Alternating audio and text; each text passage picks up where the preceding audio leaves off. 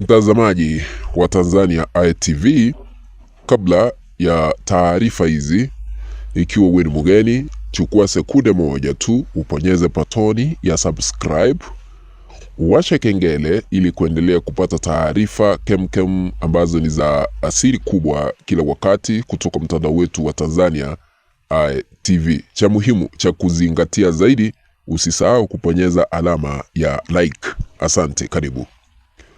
Kumeweza kulipuka Ikulu ya Tanzania baada ya makamu wa rais Nchimbi kumvamia mkubwa wake ambaye ni Rais Samia Suluhu Hassan. Nitakueleza kwa kina, lakini penye imefika Emmanuel Nchimbi anastahili kuwekewa ulinzi mkali baada ya uvamizi huu kushuhudiwa. Emmanuel Nchimbi ni makamu wetu wa rais hapa Tanzania. Sasa ameyatumia matamshi ya kumlenga mkubwa wake ambaye ni Samia Suluhu Hassan kwa kusema ya kwamba sisi kama viongozi wale ambao tupo mamlakani tunastahili kuyatenda na kuyafanya mema kama viongozi, ili wakati mmoja na sisi tushangiliwe, tupigiwe makofi kama wengine. Unajua, mazishi ya mwenda zake aliyekuwa askofu wa kanisa la Kikatholiki Pengo yaliweza kutufunza mengi kama sisi wa Tanzania.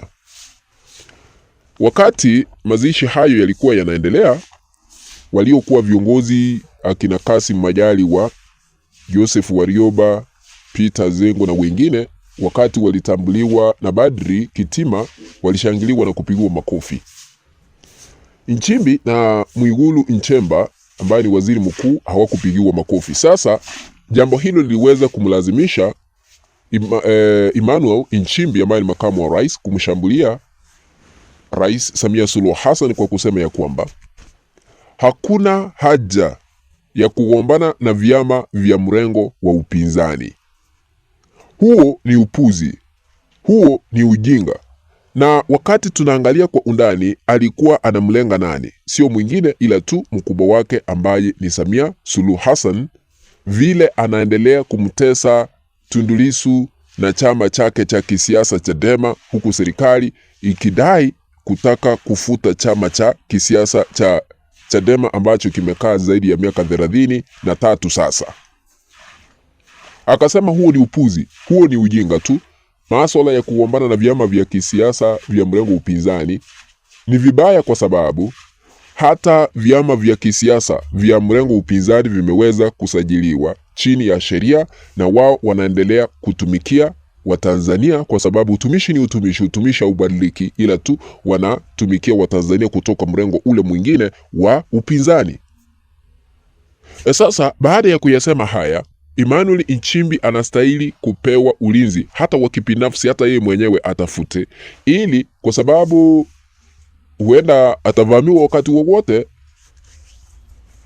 Baada ya kumvamia Samia Suluhu Hassan kwa kusema vyama vya mrengo upinzani havistahili kufutwa na hata kushambuliwa ama kugombana hapa na pale, kwa sababu serikali inataka kukifuta chama cha Chadema ili kumnyamazisha Tundu Lissu.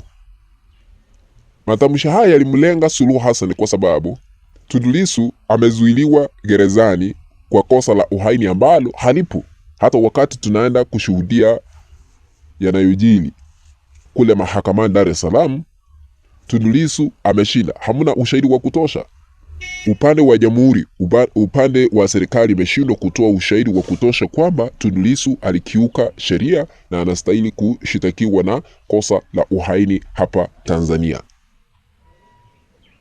Sasa Nchimbi ameamua kuanzisha vita kali kutetea Watanzania, kutetea mrengo upinzani, kutetea wale ambao hawajafanya makosa, wakati serikali ambayo anayohudumia ya Suluhu Hassan wakitaka kutoa uamuzi kwa Tundu Lissu akaweze kuuliwa, kwa sababu kulingana na sheria za Tanzania mwaka 1977 yeyote ambaye anafanya kosa la uhaini hamna dhamana, ila tu ni kifo. Hicho ndicho Samia Suluhu Hassan anakitafuta, kwa sababu hamtaki Tundu Lissu. Amemzuilia pasipokuwa na makosa kwa sababu ya uhaini, ni kwa sababu alikuwa anataka achaguliwe kama rais, lakini baadaye tukashuhudia hakuchaguliwa, ila tu aliweza kujichagua yeye mwenyewe. Baadaye akaapishwa chini ya ulinzi mkali katika uwanja wa kijeshi, na wanajeshi walikuwa pale.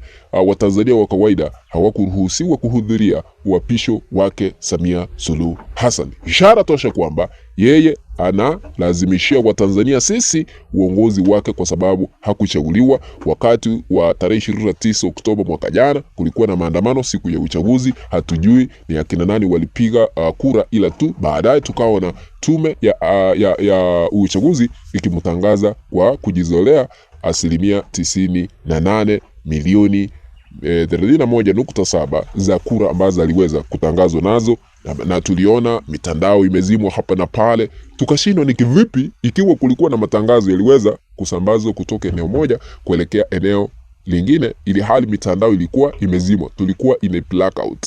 Sasa ishara tosha kwamba uongozi uliopo mamlakani tunalazimishiwa, kwa sababu wale ambao wamekaa wa CCM, chama tawala na chama katili, waliweza kujichagua wao wenyewe.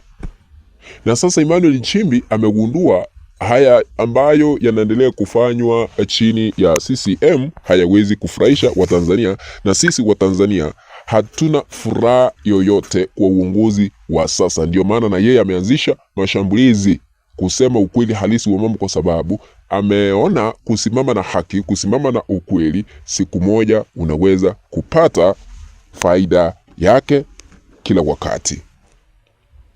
Sasa hayo ndiyo yanaendelea katika taifa letu la Tanzania. Hata wakati tunapopeperusha matangazo haya kutoka hapa Mbeya, kuna mengi ambayo tunatumiwa hapa, ambayo tunastahili kuyashughulikia, habari za ndani, na tunafanya utafiti kabla ya kuyaleta hewani, ili kuwa na ushahidi wa kutosha kwa yale ambayo tunabeberusha. Kwa hivyo hali si hali, na Emmanuel Nchimbi na mkubwa wake Suluhu Hassan kuna tofauti za kisiasa, tofauti za udini, kwa sababu kama ni tofauti za kisiasa, inasemekana Nchimbi atawania kiti cha urais mwaka 2030. Hilo liliweza kumkera Samia Suluhu Hassan, kwa sababu na yeye atataka kuwania awamu nyingine. Tofauti za udini, muliona baadhi ya Waislamu hivi majuzi, wakati kulikuwa na mtafaruku hapa na pale, wakitangaza tutajitokeza tukatakata watu. Na Emmanuel Nchimbi ni Mkristo, ni mwana Katholiki mwenzetu. Kwa hivyo kuna tofauti za udini na tofauti za kisiasa ambazo zinaenea kati ya viongozi hao wawili wakuu hapa Tanzania. Naomba kutamatishia hapo, tukutane baadaye. Lakini ikiwa hauja subscribe, chukua sekunde moja tu upenyeze patoni ya subscribe, uwashe kengele ili kuendelea kupata taarifa kila wakati. Kwaheri kwa sasa.